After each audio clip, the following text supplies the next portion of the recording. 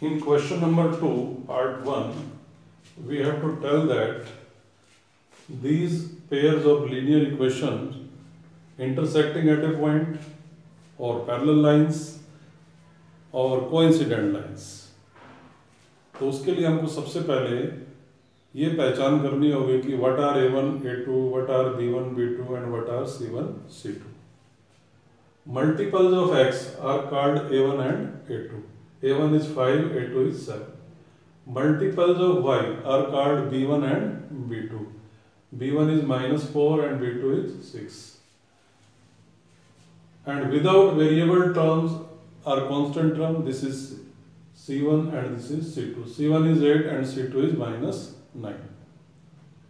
First of all, we will find ratios of A1 and A2. A1 upon A2 is equal to 5 upon 7. And then we will find ratio of B1 and B2. B1 upon B2 is equal to -4 upon 6. 2 2s are 4, 2 3s are 6, -2 upon 3. We are seeing that both have not same answer because A1 upon A2 is not equal to B1 upon B2. So according to formulas, we can say that lines are intersecting. If A1 upon A2 not equal to B1 upon B2, then lines are intersecting.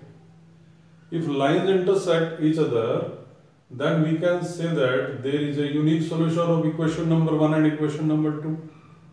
Unique solution means only one solution. One value of x and one value of y is the common solution of both of these equations.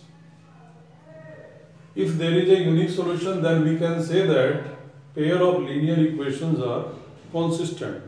Consistent means at least one solution. At least one solution का क्या मतलब होता है? कम से कम एक solution तो हो ही, एक से ज़्यादा solution भी हो सकती है. तो इधर क्योंकि एक solution तो है ही, इसलिए हम कह सकते हैं कि pair of linear equations are consistent.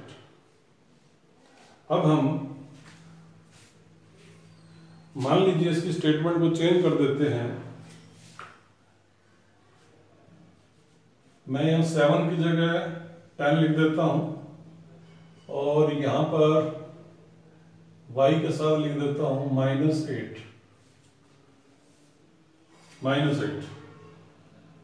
तो A1 अपॉन A2 हो जाएगा 5 अपॉन 10 यानी कि 1 अपॉन 2 और B1 अपॉन B2 हो जाएगा -4 upon -8 1 upon 2. A1 upon A2 is equal to B1 upon B2. अगर A1 upon A2 और B1 upon B2 इक्वल है तो हम C1 upon C2 भी फाइंड करेंगे. C1 upon C2 is 8 upon -9 means -8 upon 9. We are seeing that A1 upon A2 is equal to B1 upon B2 but not equal to C1 upon C2.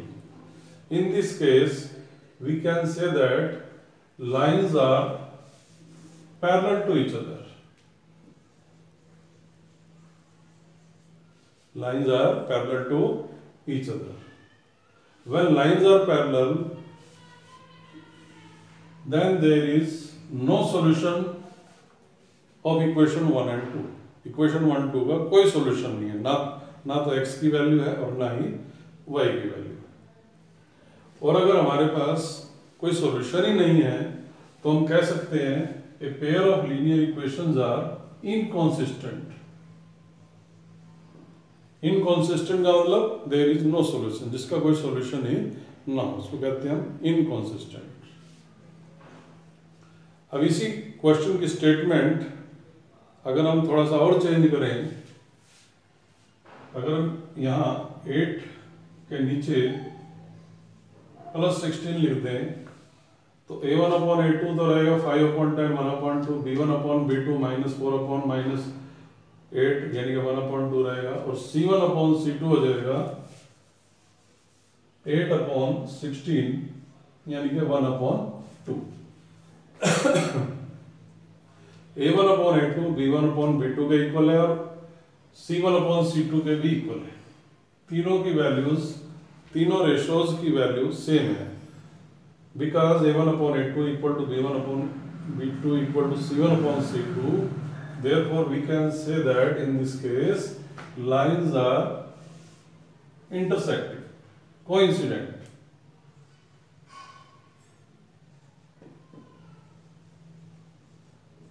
Lines are coincident. Coincident means line, जब हम equation number 1 की graph पर line बनाएंगे उसी पर ही equation number 2 भी आ जाएगी, यानी कि हम लाइन तो 2 बनाएंगे लेकिन दिखाई एक देगी, ऐसी लाइंस को कहते हैं हम coincident lines. Lines are coincident. ऐसे केसेस में सॉल्यूशन कैसा होता है? ऐसे केसेस में there are infinite many solutions, infinite many solution, बहुत सारे सॉल्यूशन होते हैं।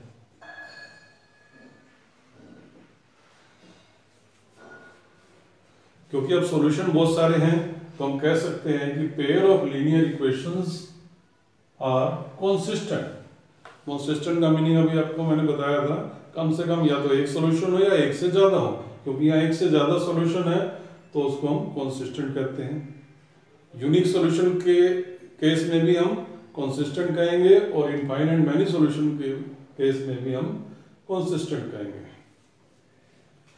क्वेश्चन नंबर 3 में यही बात आपसे पूछी गई है कि whether the solutions, whether the pair of linear equations are consistent or inconsistent.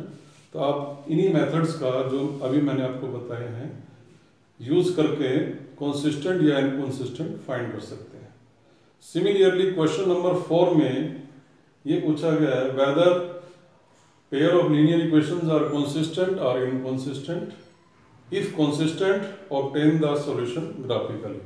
इसमें ये पूछा गया है कि जो लीनियर इक्वेशंस है वो कंसिस्टेंट है इनकंसिस्टेंट है। तो पहले तो आपको ये आंसर लिखना है इसी मेथड से कि कंसिस्टेंट है या इनकंसिस्टेंट, और अगर आपका आंसर कंसिस्टेंट आ रहा है तो उसका इक्वेशन 1 और 2 का ग्राफ भी बनाना है। ग्राफ बनाना आप सीख चुके हैं। Thank you.